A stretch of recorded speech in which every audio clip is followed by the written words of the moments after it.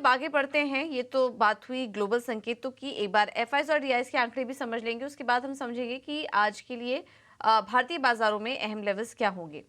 Cash market में कल FIIs की तरफ से खरीदारी हुई है। 1513 करोड़ की खरीदारी करके गए और कल भारतीय बाजारों में हमने देखा कि आखिरी कुछ घंटों में काफी शानदार रिकवरी के साथ क्लोजिंग भी रही है। तो एक्सपायरी तो काफी अच्छी थी वीकली, और डेटा भी कुछ ऐसा ही बता रहे हैं।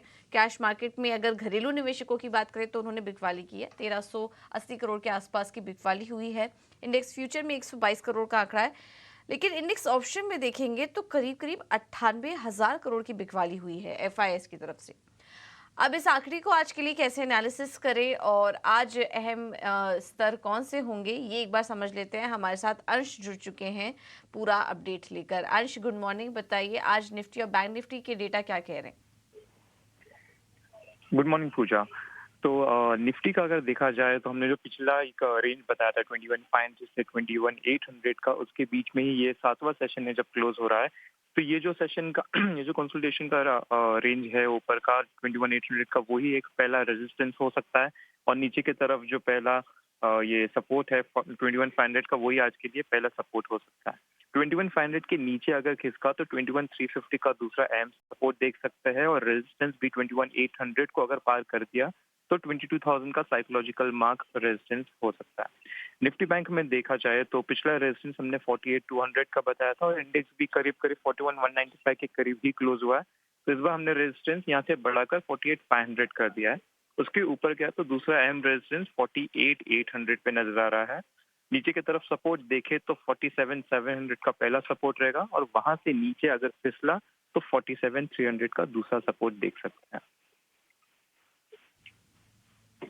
बिल्कुल। तो ये कुछ अहम लेवल्स हैं जहां पर कि आपको नजर रखनी है। बहुत बहुत शुक्रिया अंश आपका ये पूरा अपडेट देने के लिए। तो कल के जो रेजिस्टेंस लेवल थे, हमने बाजार में देखा कि वो टेस्ट भी कर रहा था मार्केट। कल की जो क्लोजिंग हुई बैंक निफ्टी की, वो 48,000 के ऊपर हुई है। 48,195 के आसपास कल की क्लोजिंग देखने को मिली है। और निफ्टी की भी अगर क्लोजिंग की बात करें तो 21,650 के ऊपर की क्लोजिंग हुई। और कल यही रेजिस्टेंस लेवल हम आपको बता भी रहे थे जब अंश बात कर रहे थे। तो यही रेजिस्टेंस लेवल कल बाजार ने टेस्ट भी किया। इस वजह से जो ऊपर की तरफ के अब लेवल्स नए निकल कर आ रहे हैं, वो 21,800 से 22,000 के लेवल्स अब खुल चुके हैं बाजार के लिए। अगर तेजी आई तो 22,000 तक के लेवल्स भी टेस्ट होंगे आज निफ्टी में। और अगर बैंक निफ्टी की बात करें तो यहाँ पर भी जो नए लेवल्स आ रहे हैं वो 48,500 से 48,800 के हैं। तो यहाँ पर भी और तेजी दिख सकती है, लेकिन ग्लोबल मार्केट सपोर्ट नहीं कर पा रहे हैं। तो देखना होगा कि आज के लिए ट्रेड कैसा लेके चलें।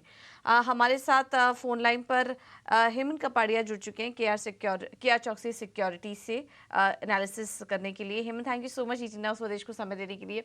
तो निफ्टी और बैंक निफ्टी पर ही पहले आपकी राय लेना चाहेंगे।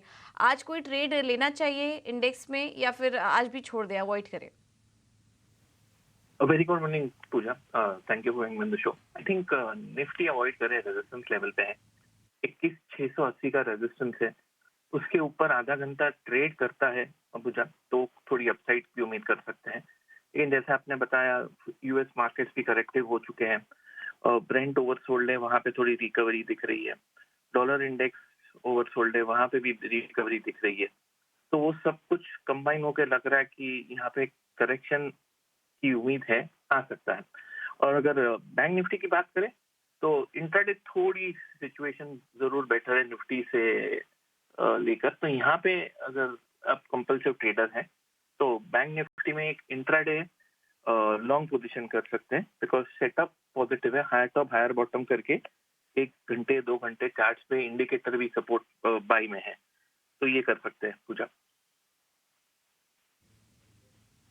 ओके, तो थोड़ा करेक्शन आ सकता है, और अगर थोड़ा नीचे आया बाजार तो बैंक निफ्टी में खरीदारी करने की सलाह, लेकिन निफ्टी आप अवॉइड करके चल सकते हैं।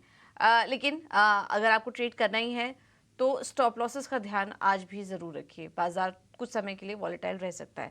हेमन, इसके अलावा स्टॉक स्पेसिफिक रणनीति क्या होगी आपकी तरफ से? बाई कॉल रहेगा बाटा पे, 1608 की एंट्री, 1600 का स्टॉप लॉस, 1624 का टारगेट।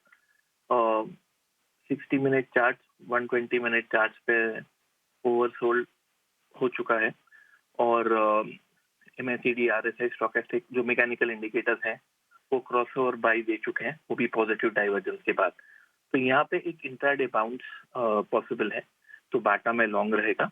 दूसरा स्टॉक जहाँ पे 1 सेकेंड इंट्राडे बाय कॉल रहेगा वो है टाटा केमिकल्स। स्टॉक तेजी में ही है, कोई भी टाइम फ्रेम पकड़ लीजिए। और इंट्राडे भी स्टॉक पॉजिटिव है, एक ट्रेंड लाइन के ऊपर ब्रेकआउट देके चल रहा है। तो Tata chemicals intraday buy call रहेगा, 1130 की एंट्री, 1123 का स्टॉप लॉस और 1144 का टारगेट रहेगा intraday buy call Tata chemicals.